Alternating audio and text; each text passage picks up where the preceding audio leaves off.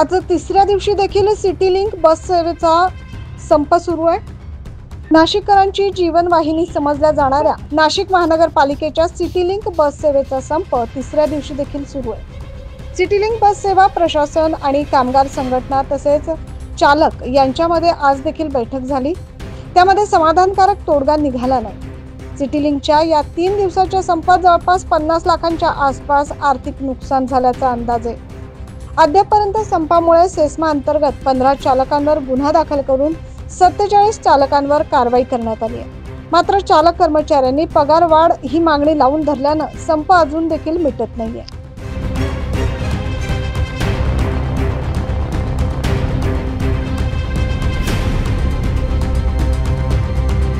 आज देखील संपूर्ण बस सेवा ठप्प होती। सगळ्या बस या पंचवटीतील तपोवन बस डेपो येथे उभ्या असलेल्या आपण बघू शकतो। सिटी लिंकच्या बेमुदत संपामुळे प्रवाशांचे हाल झाल्याचं पाहायला मिळतंय।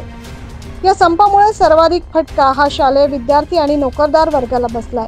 लवकरात लवकर या संपावर तोडगा काढून सिटी लिंक बस सेवा पूर्ववत करावी अशी मागणी प्रवाशांकडून केली जाते। Bureau report 9 news Maharashtra.